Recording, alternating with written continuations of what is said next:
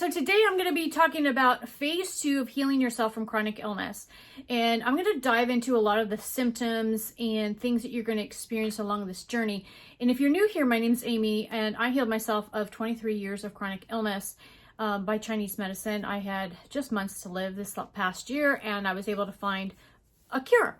And so I'm here just sharing informational purposes only. I'm not a doctor in any way, shape, or form. So always check with your doctor about everything. I'm just giving information here. The reason why a lot of doctors out there really struggle to help people with chronic illness is because they're not educated and taught about gut and gut health, right? And all the chronic illnesses across the board, everyone has the same symptoms. We all deal with dysbiosis, thyroid issues, autoimmune issues. Sometimes there are a little bit of diabetes, blood sugars type of issues, and all kinds of, just across the board. But it's all related to your gut. And outside of finding your core reason why it happened to you, the rest of it is all the same. So that's one reason why Chinese medicine really helps a large range of people, because it's not going after, like my root issue was Gilbert syndrome. It's not going after Gilbert syndrome. It's going after your gut health and your organs working. It's focusing on helping your body work, right? So depending on what you specifically are dealing with, because there are some people that might not have dysbiosis. There's like a few people that don't necessarily have dysbiosis. Maybe they got Lyme disease, right? So that's like the major issue. Chinese medicine's still going to help them, but they don't necessarily have dysbiosis. But other people that are having chronic illness and autoimmune and all this kind of stuff generally have the same types of symptoms, right? And so when you go into Chinese medicine, it's been around thousands and thousands and thousands of years, right? So they've already figured it out. They figured out how to heal people from a holistic perspective versus going after symptoms. Like Western medicine is going to try to fix a symptom, and we're all out here searching our symptoms, where Chinese medicine is going to go and help you from the core, right? So I use Western medicine to help me with Gilbert syndrome, which I'll talk in another video exactly what I did. And then I use Chinese medicine to help me with the healing process from the chronic illness, because Western medicine didn't have a solution, okay? So in my previous video, I talked about phase 1. The one thing that I missed is sharing are the things that you're going to experience as you start to heal in phase 1. And I found that this is really helpful, because if I was in phase 1 and I was experiencing things, it was a reassurance to me that I was on the right path. And I could also look at the next phase and ask myself, if I was in that phase yet, right? And I still do that right now, because I'm in phase 5 and I'm going into phase 6. And phase 5 is the last of detoxing. And phase 6 is where I start doing physical therapy, I start working out, I start doing probiotics and start rebuilding, right? So I'm just now switching over, and I'm looking for those new things. And it gets kind of exciting after a while, because you're like, yeah, I noticed that. And you start to see it come. And it, for me at least, really encouraged me to stay on the path. So I want to mention for phase 1, I have a little list over here, so I'm going to look over to the left. There are physical signs, emotional and mental signs, and then how to support yourself. So physical signs are fatigue that may begin to feel slightly lighter. So if you're exhausted, you might feel a little less exhausted. You're going to experience the first improvements in your bowels and your digestion. You're going to sleep a little bit better, and you're going to have increased awareness of emotional triggers and physical sensations. So that might look like you're really annoyed by the screaming kid outside. For me, I really experienced a lot of this along the levels until I got enough vitamin B in my system, because vitamin B kind of makes you not as sensitive. And it took me a while because I wasn't absorbing any nutrients from my food for the last 23 years. So I started to take methylated vitamins, but that wasn't until like 4 months in. And that took me a while. And so I would just get so annoyed by, like, it would feel like an attack, right? So you might feel that. So don't feel bad if you feel annoyed by people and by sounds, right? You might begin to notice hope returning for the first time. Anxiety may fluctuate because your awareness is growing, and you may need extra rest and solitude. So if you need that, give that to yourself. You want a gentle whole food diet with broths and cooked vegetables. Establish routines, same wake and sleep times, meals, supplement intake, and begin journaling physical and emotional patterns. So I've created these lists inside my book that I will be publishing in January. And so you can use this and kind of use it as you go through your journey. So I want to go through phase 2. And what I found with phase 1 and phase 2, like, I didn't really even start tracking stuff until phase 3, because I feel like I went through phase 1, phase 2, phase 3 pretty fast. And it was at phase 3 that I was like, okay, how can I get to the next level, right? And I started to get excited, and that's when I identified my root issue, started to support myself with that root issue, which was Gilbert syndrome, and then was able to continue on the healing journey. Okay. So even if you don't know your root issue, you could still start and still go down this path as you go out and do blood tests, or you try to figure out. And like I mentioned in my previous video, I have a little ChatGPT prompt that I created to help people to find their core, their root issue as well, to help you narrow it down and figure out like what tests should you take. I just wanted to do that because, ChatGPT helped me figure it out. And so I went in there and I was like, could you help other people across the board, comprehensive, no matter what they have, figure out the root issue of their chronic illness? And could you have helped me had I not told you what I had, had I figured it out? And it said yes. I'm like, okay, great. So let's create a list of questions that you would need to answer in order to get to people to the same place you got me, right? And so it created me that list, and then I modified the list a little bit. And so anyway, it's very, very helpful just to help you to narrow things down and figure out where to focus, right? I feel like that's half the battle. Phase 2, your system reboot begins. This is where you're going to start to gain strength. This is when your system starts to flush things out. So if you have candida, if you have toxins in your system, this is where everything starts to flush. So your symptoms are going to get a little bit worse. You're going to get die-off. You're going to feel like, if you haven't had die-off, it feels like you got the flu, right?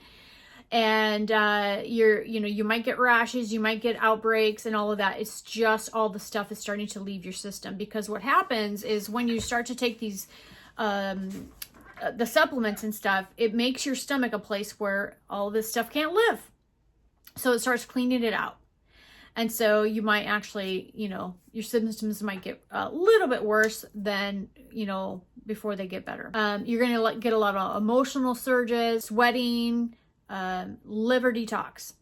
I personally did a lot of coffee enemas, but I also was dealing with kidney stone issues and gallbladder gallstone issues, and was in the ER for that. And I, before I figured out like the foods that I was eating that was actually causing it, because I don't have stomach acid, I would do that. And I did a lot of those because it helps just your liver, and with a sluggish liver, mine was a sluggish liver. It just helps to lighten the load. So if you feel like you've got the flu, you could try that. I will put down below actually a link to my doctor teaching you how to, I believe he has a video. If I can find his video on how to do them, I'll link his video down below. And he, taught me to do those, and long before all of this, and it's been really, really helpful. And it also kept me from having to have surgery, because I had like gallstones and stuff, and I do the coffee enemas, and it gets rid of the gallstones. Body is basically going to be getting rid of all of the toxins. It's just naturally going to do it. You don't have to take any anti-fungals or any of that kind of stuff. Your body's just cleaning out at this point. Symptoms like mild nausea, headaches, loose stools, this is all common because it's your body's just getting rid of the crud. It's just getting rid of all the swampy crud that has been stuck in your system. But it's really, really important that you realize that these aren't setbacks. This isn't like all of a sudden things are getting worse and oh my gosh, it is your body's actually starting to heal. Okay, so if you experience these things, this is a positive sign. Okay, so let's look at my little checklist over here. Physical signs, brain fog might increase temporarily, and that is just because you're getting rid of all of the toxins, okay? Bowel movements become more frequent, which is awesome. Your skin might purge. You might get a little acne. You might get a little rash here and there. I had a lot of candida in my ears, and so that was always like, ugh, getting worse. You're going to do a lot of sweating and a lot of toxins coming out of your skin. You might notice an odor, like maybe it smells like onions. Whenever you smell the onion smell, you know that your body's getting rid of toxin. And then let's talk about the emotional and mental. Emotionally, your sensitivity increases. Feeling stuck or wanting to give up is common. So at this point, you're not stuck. Don't give up. Know that feeling that is normal, and that you just got to press through to the next level. And if you're faithful in your diet, if you're faithful in eating the right things, if you're faithful in taking the supplements, and you give yourself the right rest, and you're drinking the right water, all of that, you're just naturally going to go into the next phase. And the stricter you are with yourself, the faster you're going to go to the next phase. I found that I was able to speed up the process just by being super strict. The other thing is you're going to feel the first signs of trauma bubble up. So what happens is you go into fight or flight when you have chronic illness, and essentially your body's shutting down. It's in survival mode. It's trying to keep you alive. And all of your functions, everything shuts down. And when you're in fight or flight, you can't handle trauma. You can't handle crap from other people. And so you disassociate. It gets, shoved down deep. You can't deal with it. And so what happens is it starts to bubble up. And at different phases through this, you'll start to deal with new things. So you'll all of a sudden get these memories and get pissed, right? And then I'm laughing because this definitely happened to me. Like I would just, I'd wake up, just be angry because of so-and-so that did something, 10, 20 years ago, and I never got to address it. So it's really great because you finally get to deal with these things. And let me tell you, if you need to write a letter, if you need to send an email, if you need to do all of this and you need to just speak your piece, do it. If you need to post a video about something, post it. I started to speak up on all kinds of things because of, it was suppressed, right? So people got emails from me, all kinds of stuff. But I was doing it for myself and releasing all of this trauma. And you also start to be able to kind of handle life a little bit better, and it gets easier and easier and easier when things happen. And you want to, support your liver as much as you can during this process.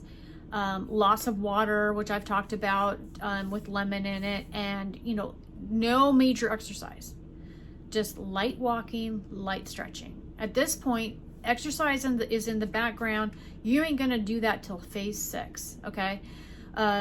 So you're thinking just, you're gonna be like a grandma, where it's maybe a little bit of a walk, maybe a little bit of a stretch. That's it. You're not gonna overextend yourself, okay? Because your body is just going through all of this detox, and you just need to support it as much as you possibly can.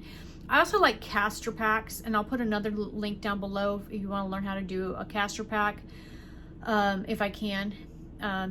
I think that on YouTube, I have to wait 2 months before I can put links. But if I, as soon as I can put a link, I'll put a link. But castor packs are really great to help support your liver as well. And in my next video, I will talk a little bit more about the supplements that I've taken to support my liver, especially about Jill bears, but also when you go through this process, some of them you might find helpful. They're all supplements, they're all vitamins. So, but again, you want to do research on each one of them, and what would be right for you, because everybody's different, right? Everyone has different medical needs, all of that. So always check with your doctor. Remember, this is informational purposes only.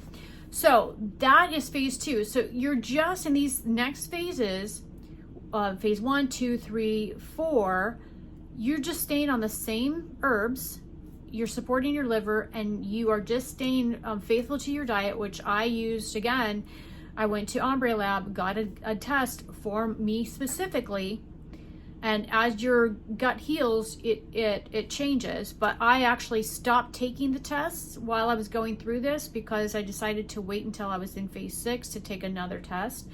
But it'll tell you what foods, what vegetables and stuff to eat, and then you just eat cooked vegetables in different forms, right?